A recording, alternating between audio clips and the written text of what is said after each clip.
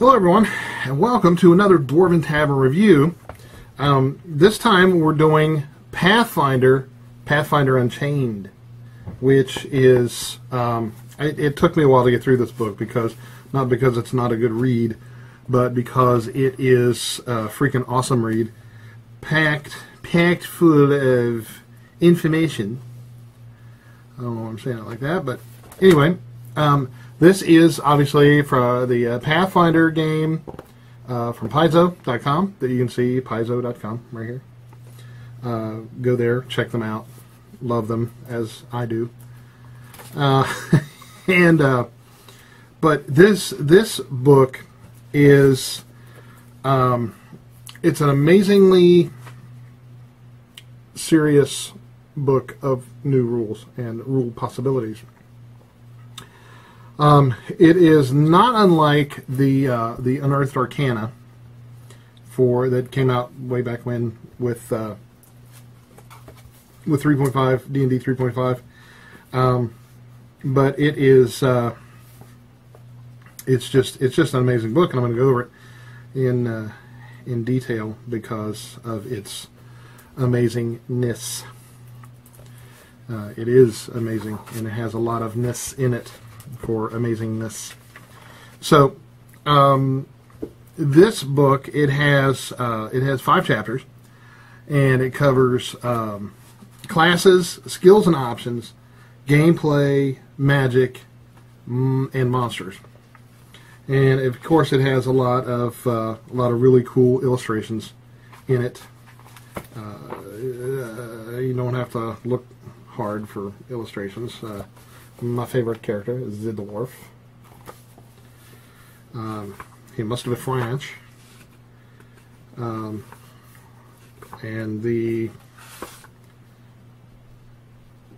apparently the aquatic chocolate-loving ranger. I don't know, but it's talking about the swim skill. But it looks like an aquatic chocolate-loving ranger. which is cool. But yeah, it's replete. It is replete with wonderful illustrations. The only thing that is slightly annoying is that the pages are kind of glossy. So I'm like, my eyes. But at first glance, it's true to the Paizo Pathfinder overall visage. Which, you know, it makes it cool. It is a good read. So let's begin with the first part, which is the classes. Would it be without? Which are the classes? Which be the classes? When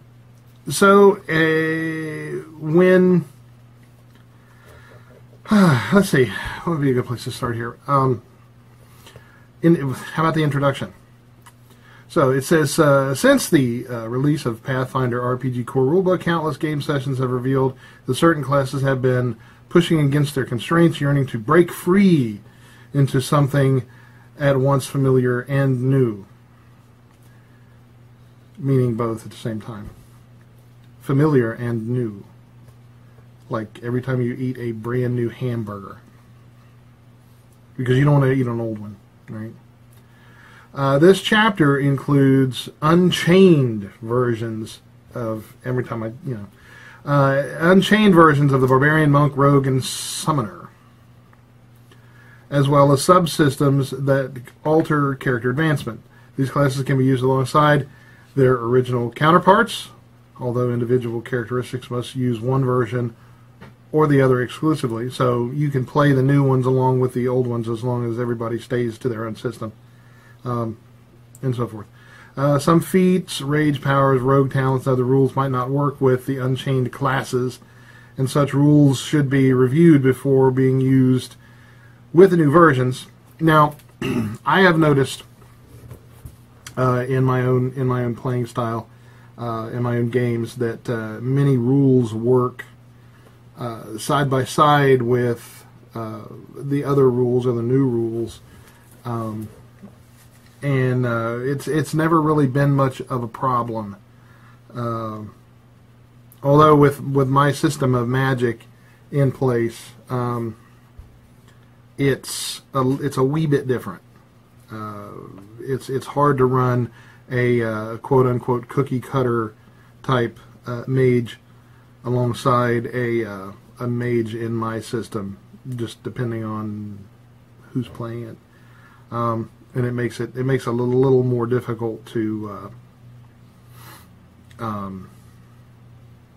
run them alongside without making one feel like a total underpowered guy and or girl next to the other one, because I have some worlds that are less magic and some worlds that are more so, and so forth. Anyway, then it goes over each of the classes and the changes that are made therein. For example, the Barbarian, from a game balance perspective, the original Barbarian serves the role admirably, but her mechanics require the player to recalculate numerous values once she enters a rage and keep track of a bevy, one bevy, a singular bevy, because if it was more, it would be bevi, right, of once per rage abilities. She can easily die in a fight due to the way that ending a rage lowers her hit points. Which, I have seen that in movies. Right? You've seen it in movies where they rah and they kill and the battle's over, and then they go, oh wait, that's my heart over there, or that's my spleen, or that's my heart and my spleen, and then they die because of that. So I don't know if that's an entirely good argument for having it necessary to revamp it, but let us continue. The Unchained Barbarian significantly simplifies the rage bonus calculations, and she gains temporary hit points instead of raising her later decreasing. No, wait. I was wrong. Before. The Unchained Barbarian significant. This sentence.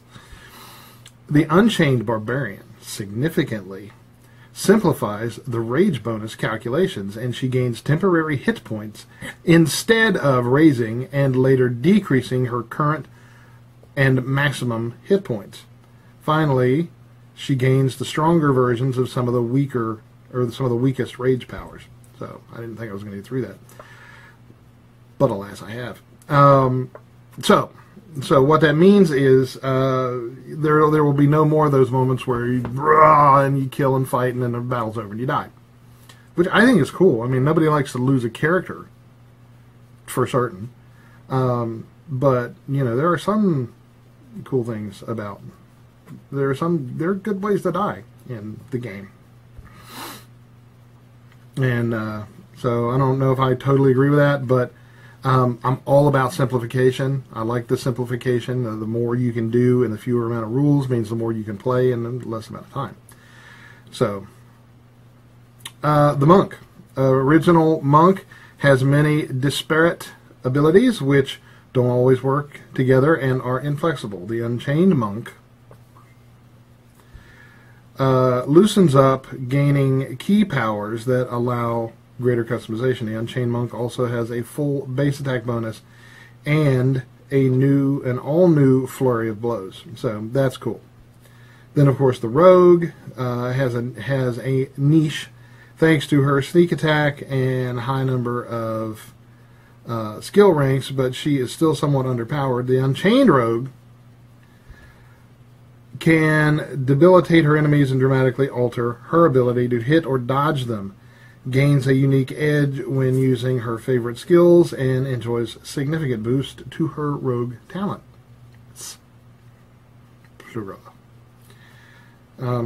So, yeah, I think that's very cool. I just realized that I read that entire sentence and didn't actually read it. So I had to read it over. So, yeah. You get...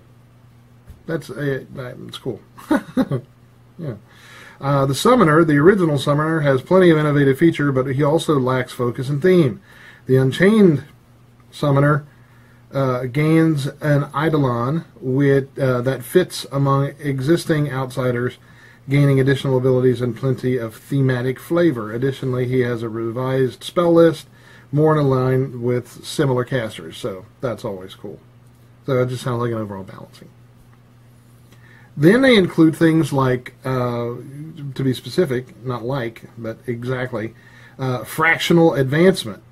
Every class has a mathematical progression for its base attack bonus and saving throws. Sometimes multi-classing leads to unusual results, and this system allows you to calculate in detail without rounding. Okay. We'll go over that in more detail when we get there. Staggered advancement, which is different than fractional, because with staggered you've had a few too many. Fractional, something's broken. It can feel a bit strange when a character picks up 10 new skills and a variety of other abilities all in one night. Yes, it does. This system allows you to spread out advancement over the course of a level, which is also incredibly cool. So, what we have is a revamped Barbarian class, which is cool. It has rage powers, and you can pick and choose what rage power you like. As you gain levels, you learn to use your rage in new ways, and at second level and every 2 levels thereafter, the Barbarian gains a rage power. The benefit of the Barbarian gains the benefits of the rage power only while raging. You didn't use your blinker, etc. So some of the rage powers are rage powers, and some of them are stances, and such as Fearless Rage, Groundbreaker, Elemental Stance, and all of which I have found to be very cool.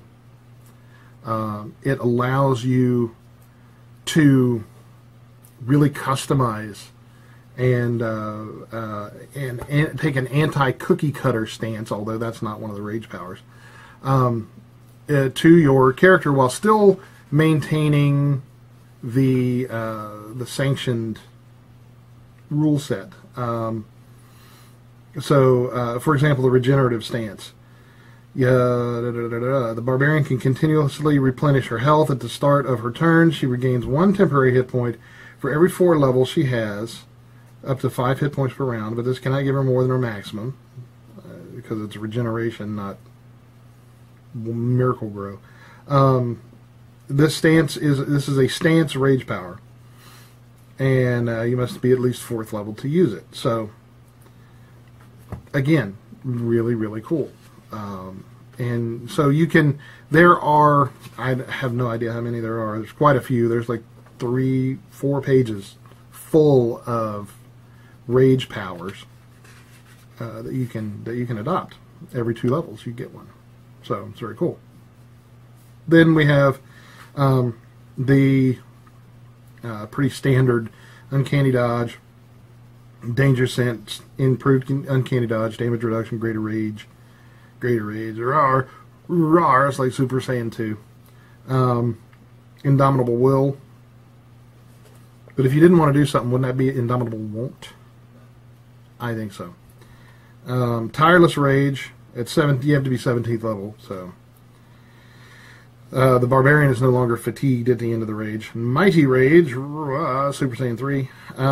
At 20th level, you get a Barbarian's bonus on melee rolls, damage rolls, thrown weapon, and will saves, while raging increases to +4. So, that's good. 20th level, you're probably going to need that. You wouldn't in my dungeons. Okay, so then we have the monk. And with the monk, it's like holy crap. There are so many key powers. Again, it's just like the rage abilities. Aren't quite as many key powers as there are rages, but you know, they have things like sudden speed and light steps and one touch and qigong power. which Qinggong is a monk with this power selects any of the Qinggong monk key powers in Pathfinder RPG Ultimate Magic, page 51, and for which he qualifies based on his monk level. The monk can select this ability multiple times. Each time he must select a different Qinggong monk key power. Not monkey. Monkey power. Ho, ho, ho, ho, ho. So, then you got, of course, the Quivering Palm, Wholeness of Body, etc., etc., High Jump, Insightful Wisdom. I shouldn't have said that. That's an example. That's not, I'm not saying that I should have said Insightful Wisdom. Because I should have. This being a review. Diamond Soul, Elemental Fury, etc., etc. So all of these are based on the monk's, chi or ki powers. It's also chi, depending on your region of origin. Then you get Style Strike. At 5th level, a monk can learn one type of Style Strike. Whether he makes a flurry of blows, he can designate one of his unarmed attacks as a Style Strike. This attack is resolved as normal, but an additional effect depending on the type of strike chosen. And these strikes are Defensive Spin, Elbow Smash, which, Flying Kick, Foot Stomp. I don't wanna. That's the ki before you do the Foot Stomp. Hammer Blow, Headbutt. Whoa, that's your head. And Knockback Kick, Leg Sweep, Shattering Punch, and Spin Kick. Shattering Punch is kunk and your fist goes push, make it shrapnel, which is entirely not true. Shattering Punch delivers a brutal punch that can penetrate defenses. It bypasses any damage reduction or hardness possessed by the target at that attack. That's immense. The Shattering Punch bypasses damage reduction. So, then they get things like Improved Evasion, Tongue of the Sun and Moon, which is not hot and dusty. It's more or less polyglot. You become an omniglot, actually, which means you can understand any language, including some of the things I say. Timeless Body, Flawless Mind, Perfect Self, etc., etc. Actually, that was it. There's no etc. Then the Rogue goes on. They have trap finding, weapons finesse, they have finesse training, which is cool because it's kind of similar to the D&D 5th Ed, where weapons that have finesse use your dexterity instead of your strength. In this case, finesse training allows you can, if it's a weapon that can be used with weapon finesse, you can do it with weapon finesse. Use your dex bonus instead of your strength modifier, like rapiers and daggers, catapults. No catapults. Evasion, and then you get a list of rogue talents, which seems to be the theme of the day. There's like a page, 2 pages worth of things like Expert Leaper, Esoteric Scholar, which is cool. It's almost like a bardic knowledge ability. Camouflage, which is you can wear, you can blend in better. You can craft, like, you can make your own ghillie suits, have that kind of camouflage. And you gain a +4 bonus to your stealth checks while within terrain that matches the foliage used to make the camouflage. This ability cannot be used in an area without natural foliage. Although I may have to disagree with that, because you can be camouflaged in an alley if you're wearing something that's shadowy with brick-like or whatever, you know. So that's up to the dungeon master. So you watch that. Then you got mirror magic, multi-talented, and a number of other thief rogue talents. I keep wanting to call them thief. That shows my age, you know, because of the first edition was all thieves. And then you've got danger sense, debilitating injury, uncanny dodge, etc., etc. Master strike. So that's at 20th level. You become incredibly deadly when dealing sneak attack damage. You can paralyze them, put them to sleep, or slay them outright, depending on your mission. Now the summoner is it's a very cool class. You know, it's a summoner, and he summons things. Then let's see, the summoner here begins play with the ability to summon to his side a powerful outsider called an Eidolon. An Eidolon forms a link with the summoner, who forever after summons an aspect of the same creature. It's kind of like being a familiar, but it's like a familiar Zilla. And blah blah blah. Let's see. The summoner has it does a life link. It can summon monster 1 as a spell-like ability, which is really cool. You can make, you know, you can say, I want a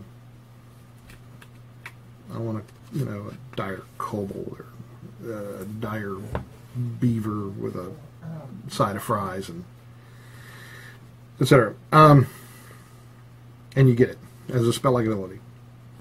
You can do it a number of times a day, equal to 3 plus your charisma mod, if fire, or cha mod.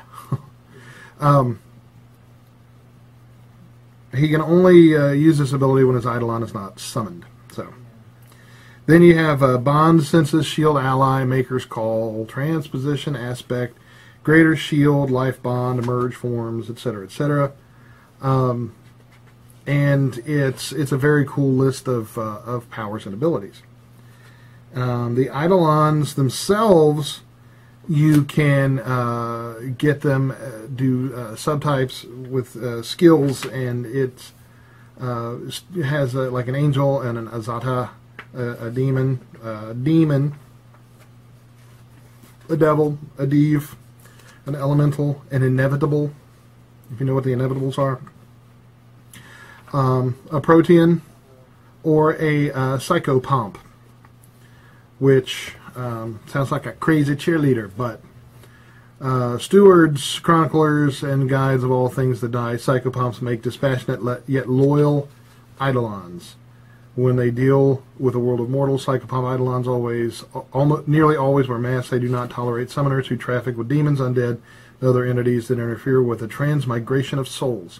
So, if you were lawful good, or a lawful, or just a good, you know, and your morals dictated that you didn't deal with undead other than to destroy them, then that would be the one for you. And they're very cool.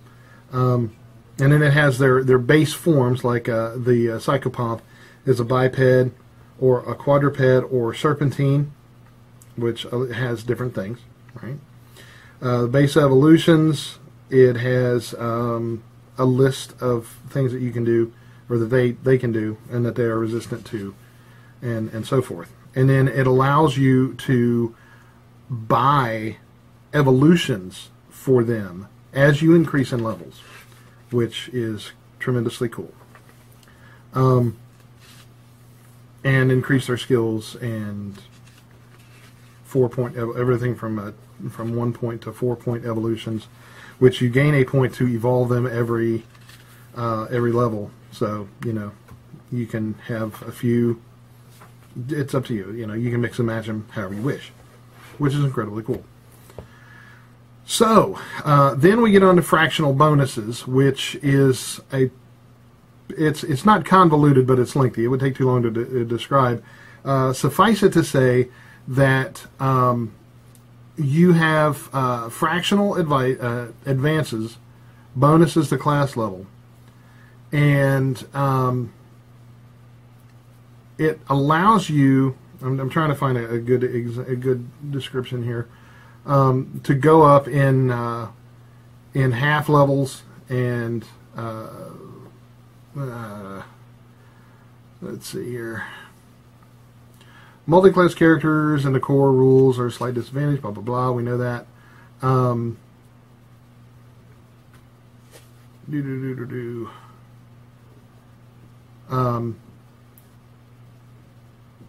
So